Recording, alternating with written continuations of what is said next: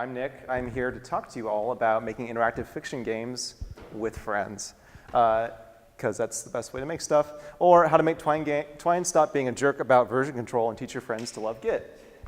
So trust me, Git is actually cool, but it's not the only part of this talk. So I kind of have a few goals in mind with this. It's going to be partially technical, but mostly not. So feel free to tune in and out as you desire. This is me. This is the most professional photo of me that's ever been taken. It's still kind of jarring to look at for me. I just got taken at work. Thanks, work. So I have 3 goals for tonight. The first is I want to talk about the tools and processes that I and my team arrived at for a game we worked on recently that led to an efficient and collaborative Twine development workflow. If you've ever tried to use Twine with more than one person, you might know that this is kind of a headache. Fortunately, there's a good way to get through that. Second, I want to kind of debunk this myth of this dichotomy of developers versus non-developers, so you can bring more people along with you, especially if you are more development inclined, or specifically programming inclined. And then third, to kind of encourage all of you to indulge your silliest, goofiest ideas, your instincts that crop up out of nowhere, because often that's where the most fun, interesting things come from. Yeah, if that sounds good, we can jump right into this. Exactly. So in the beginning, there was a Post-it note. And I wrote this Post-it note at a job I worked at like 5 or 6 years ago. And I left it on the desk of my coworker, Matt. And Matt and I like to just talk about music a lot and weird internet stuff. And the Post-it note I wrote came from nowhere. I wasn't really sure what it meant, but I left it for him. And it said, "Escape from Juggalo Mountain." What does this mean? I wrote it and I was like, whatever, we'll talk about it later. Well, I mean, okay, let's break it down. So it's 4 words. We know what juggalos are, probably. These are juggalo things. And we know what mountains are, thanks to Wikipedia. But what is a Juggalo Mountain, and why would you want or need to escape from it? That's a mystery. Well, we figured it out, but it took some time. And it started here. So it was a funny idea. I didn't know what it meant. I didn't know it would turn into a game that I would spend more than a year of my life on, working with like 3 other people on. I thought it was just this dumb idea like so many others. And it's kind of like that weird millennial humor where you're not really sure if it's funny, but you can't help but laugh at it. So anyway, later that year, I left my job. I was working at Facebook, and I left it. So let the record show I was ahead of the curve on quitting Facebook. And I tried to actually jump out of that and establish myself as an independent game developer. And I didn't really know what I was doing, but I thought, hey, I'll take some good ideas with me. I'll take some time to really try and learn some skills, network, work on some stuff. And the sky's the limit. It's going to be wonderful. Which led to my illustrious and short-lived career as a professional game developer. Not pictured that happening.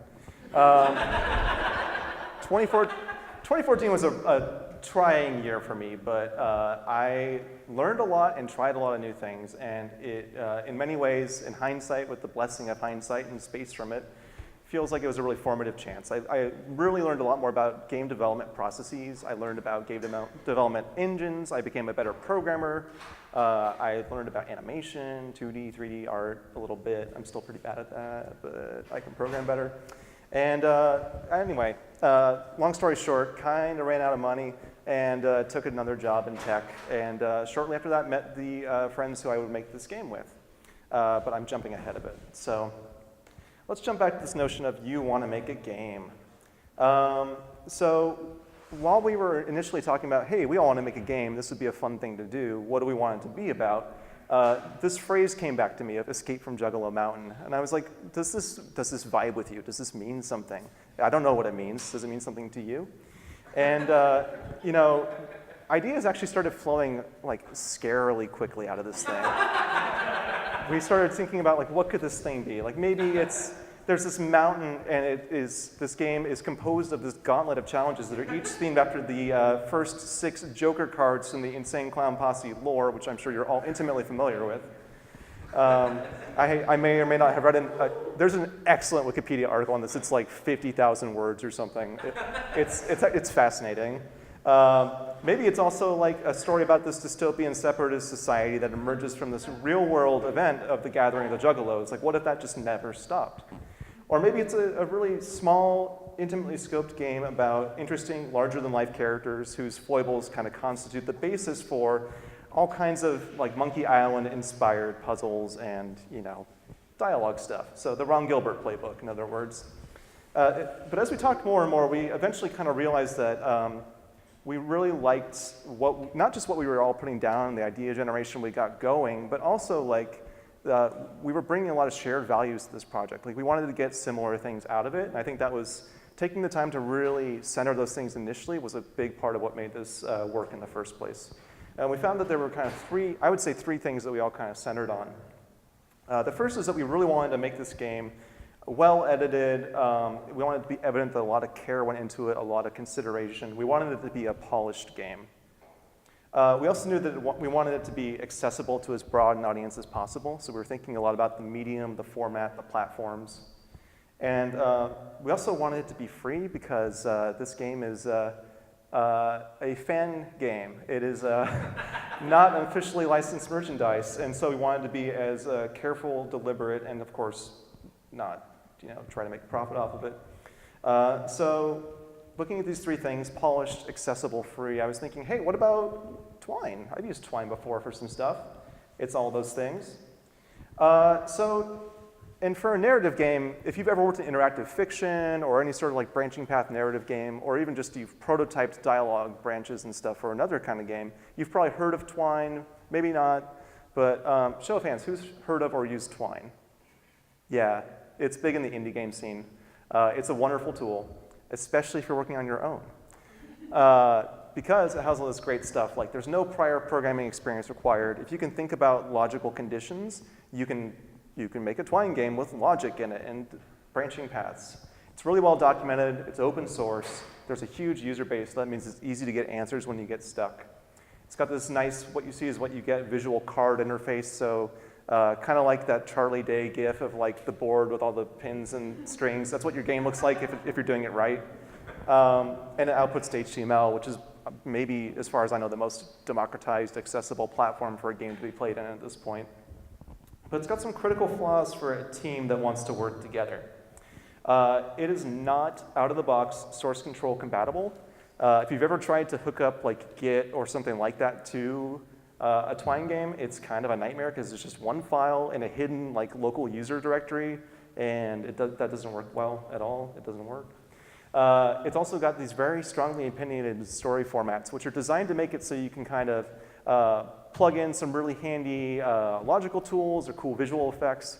But if you've ever tried to make, for example, a complex CSS animation work across all browsers and different platforms and handhelds and all that stuff, that's a nightmare. So trying to abstract that a layer further into these story formats is just a non-starter in a lot of cases.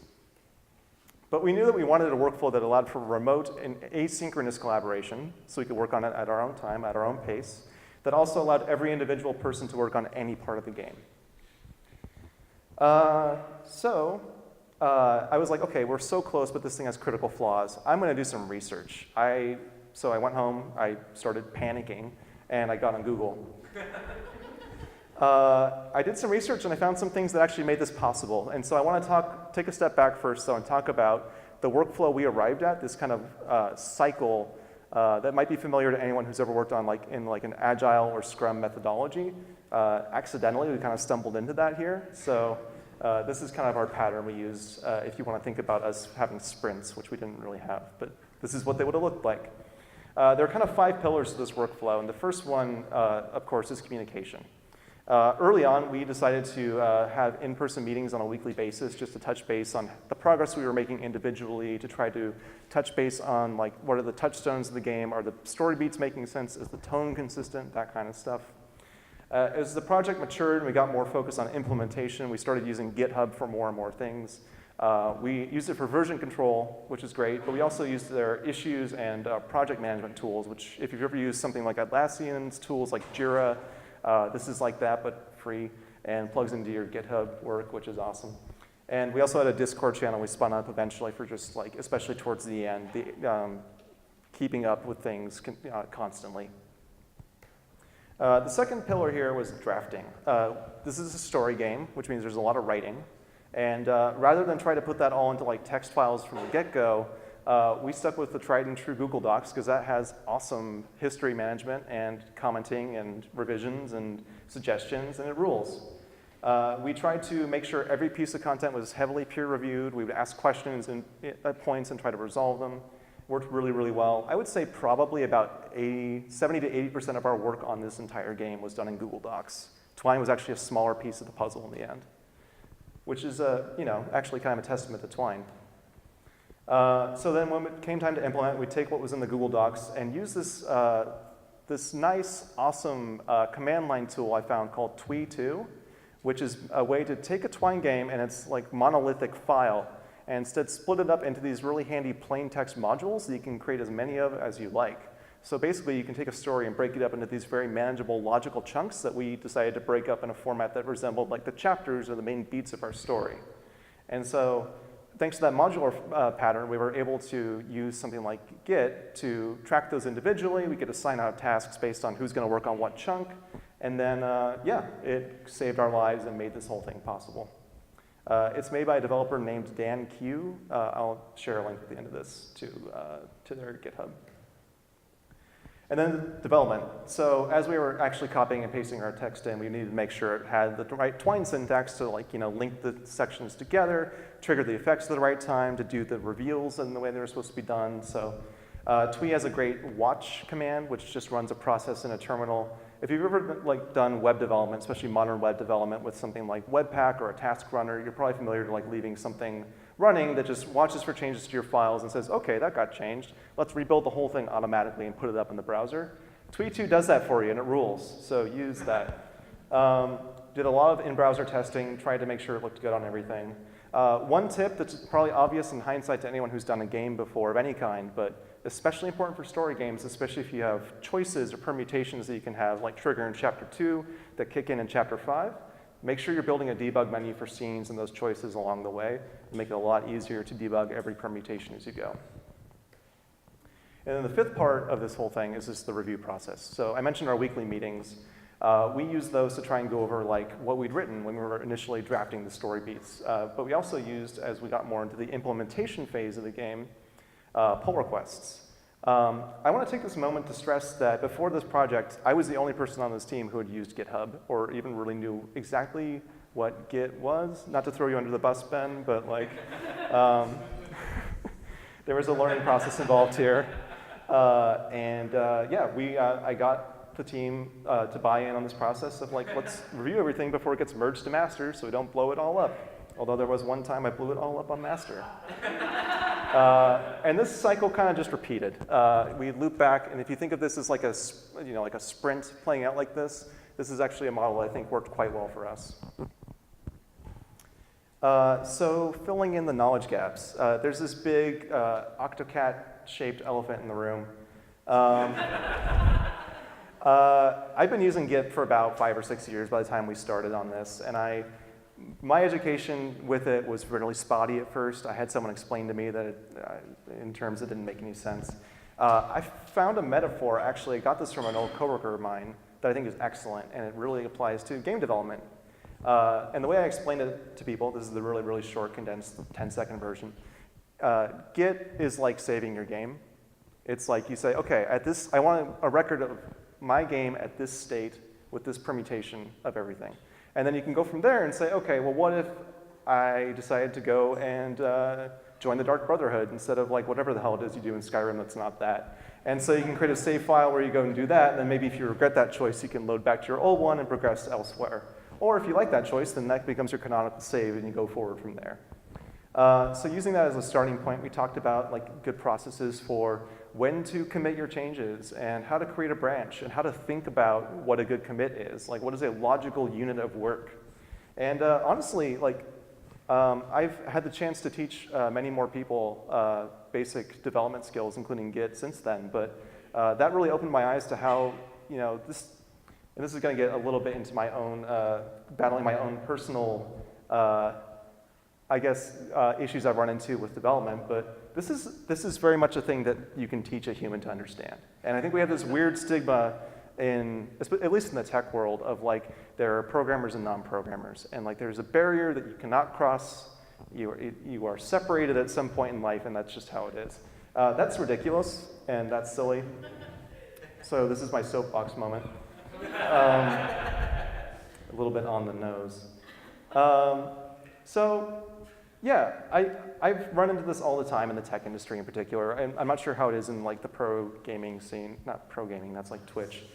In the AAA game scene, let's say.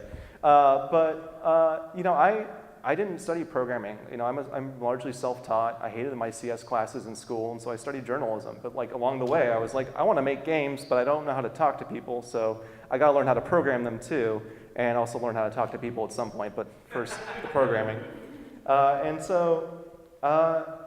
Yeah, you know, I don't know. I dabbled in programming for a long time, but it wasn't until recently that I realized, like, wait, maybe I can actually like bring some people along with what I've learned so far, and maybe as a result of that, we can all get on the same level and really start to do something like really cool that's greater than the sum of our parts. So yeah, if anyone tells you that learning how to use Git or learning how to program is like too much work or is impossible for you or whatever, like tell them to like stop being a jerk, because they're wrong. Yeah, the team took to this stuff really quickly. I think I spent about 45 minutes explaining all of Git. What it is, how to think about it, how to check out from the remote, how to create branches, how to create commits, how to do a pull request and merge it in. And I was like, wow, that was shockingly painless. It took me 2 years to learn what you all just learned in an hour. And honestly, it was also like a joy to be able to share that knowledge and to realize like this is a tangible skill that if you work anywhere adjacent to computers, knowing about version control is like super valuable. So if you have a chance to, if you are like more technically minded or have more development experience like that, I highly encourage you to look for those experiences that you can impart to other people to bring them along, because just learning a little bit of context about these things can go so far. So anyway, flash forward about a year. This is us at the Portland Retro Gaming Expo showing off our Twine game with a really cool mountain. Yeah. Most of us are here, which is great. Along with all the writing, the editing we did, Sarah's amazing artwork throughout the game and that mountain that's literally there, we put together a novel-length game with a bunch of branching paths and all this stuff, and we all built it together. We all worked on every part of this game. We all did programming, we all did writing, we all did editing. Again, Sarah did all the illustrations, so I didn't do that, but I did draw a map. It's really ugly. But yeah, the point I really want to make here is like that communication piece at the beginning proved to me and made me feel confident that this is a team where our goals aligned, and it was worth the effort to make sure that I was doing what I could to share whatever specific knowledge I had that would empower everybody to do more. And that alignment and that time invested up front yielded great dividends. Imagine if one person had to implement 50,000 words worth of branching paths across like 5 chapters of this game on the Twine interface. It would have been a nightmare. To be able to split it up and to spend that time investing in using version control was like huge. This is a bad pun, but it was like a game changer. So yeah, anyway. If it wasn't for that group, if it wasn't for the time we invested up front in figuring out what we wanted to learn, how we could bring people along, it would still just be that Post-it note, which would be kind of awesome. I mean, it's literally still on my friend Matt's desk, which is great, but now it's also this game that like anyone could play for free, and now more people know how to use Git, and that's also good. Yeah, so if you've ever wanted to make a story with friends, especially if you are like, especially if you have some experience with like being able to explain what a command line is, or like how version control works and how to think about it. These tools exist that make it so you can bring along people who have never encountered that world before, and it's pretty easy to actually get them up to speed and bring them along so you can all work on something really awesome together, and I highly recommend that. Cool, so if you want to learn more, the game is free at escapefromjuggalomountain.com. The entire source code, along with some documentation, is up on my GitHub at github.com/ymog/efjm. Twine is free at twinery.org. Twee2 is at this GitHub page, and you can also just bug the hell out of me on Twitter, because that's what Twitter's for. Cool. Thank you.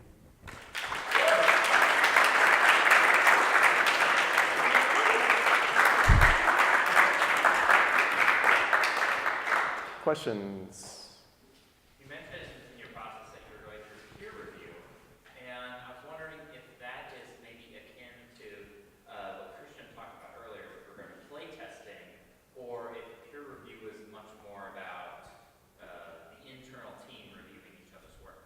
That's a great question. So for the video, the question was about whether our review process was more about like play testing the game versus just like reviewing the like bits of work we were actually doing. I would say it was ideally both. Like I tried to make sure that I was loading up and playing each chapter as it was being worked on, but also like, you know, I don't know, I think we tried to address that from all angles. I would definitely encourage a balanced approach. Like you don't want to get bogged down and like every time someone changes a sentence, rebuild the game and check it out, but like, you know, there's something to be said for really testing the feel of a segment of a game, making sure it feels like it's congruous with the rest of it, that it really is, you know, doesn't kill the pacing of what exists before, or that, you know, maybe it enhances it in a really cool way that you can emulate elsewhere. So I think it's worth taking the time to do both. My follow-up question is, it's sometimes hard to find people to review your own writing, especially if it's long form. So when you were reviewing people to, or you were asking people to review outside of your team, your writing, was that easy to find within your friend group, or how did you reach out to find people outside of your team to like pay attention to the feel of your group's writing? So that question's about finding people who you can sucker into reviewing your writing for you, your self-indulgent fiction. My spin on that, not Will's words. So we actually kept this very much in the group until we were ready to, until the game was complete, really. And then we brought in some outside testers who we asked to play through it in depth and give us as much feedback as possible on like everything, like what feels good, what flows well, what doesn't, which character motivations seem strong, which ones seem questionable. The way we did that was just asking a lot of people who we really liked to spend some time looking at our game. And we were really lucky to have a couple people who spent a couple hours with it and just dug in and gave us tons of point-by-point feedback, and that made a huge difference. One of those people was someone who I had edited. He makes tabletop RPGs, and I've edited a lot of his stuff, so I think he kind of owed me one. So paying it forward is a good strategy, I guess. Yeah?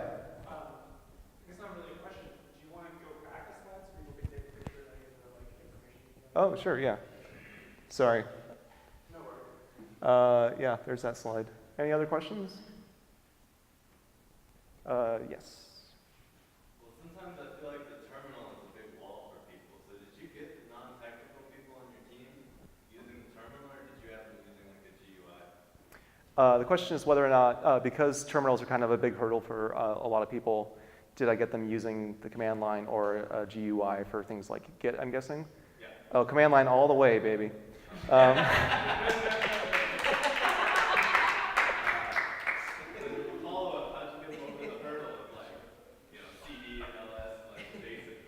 Yeah, so the follow-up is how do I get them over that initial hurdle of like, you know, learning what commands to type to make it do the thing. I would say that it was like 90% that my team is quick learners who work in tech, so they're at least familiar with like how a computer works and how to get around it. The other thing was just, you know, I did my best to prepare for that teaching session. I thought about what would I need to know if I was going in blind to this, and how would I contextualize that step from like finding your terminal and opening it and learning how to navigate folders to like thinking about, okay, well, if CD is a command, then Git's also a command, right? So how does that work? And I would say, you know, think about like you're teaching a class, try to meet the people where they're at, and then just spend the time making sure you answer every question that could possibly come up. I think the amount of diligence you invest up front in trying to teach something unfamiliar to somebody really pays off in the long run. So I just tried to make sure that I badgered them for questions, basically, until they stopped asking them. Yeah, welcome. Yeah. Yeah, I was just wondering, do you have a Juggalo on the team, or were you Do we have a Juggalo on the team? No. What we did have was a team of people who were fascinated by Juggalos and Insane Clown Posse's entire fictional canon, and from the get-go, we wanted to be very sure that because that's not our community, we wanted to make sure we were not like lampooning it. We weren't trying to like punch down. We weren't trying to make fun of something we didn't understand. We thought it was actually like, I'm speaking for myself, I think it's a shockingly rich and deep like fictional universe it created, and I thought it was really interesting how much it got into that. So we did our best. We read a bunch of books. Like I read a book called You Don't Know Me, But You Don't Like Me? Yeah, it's a book that Nathan Rabin from the AV Club wrote about Insane Clown Posse and Fish and his time embedded with both those bands and learning why people love them and like why people hate them. We watched some documentaries. I think Ben listened to a lot of Insane Clown Posse music, getting in the right mindset for this, I guess. Yeah, we just really tried to do our research because the last thing I want to do is like, you know, another magnets meme on the internet. Like, yeah, that was funny, but like, it doesn't really say much about what's actually going on here. And I feel like that would diminish the game and also like be kind of rude to the source material. So we really wanted to make sure we didn't do that. Yeah. So as a non-programmer myself, do you have any good resources you'd recommend in terms of learning how to use Git instead of asking you to give a 45-minute, you know, We should just schedule a 45-minute presentation. I mean, I can do that. I've done it a bunch now. So resources on how to get started with Git as a non-programmer. That's a really good question.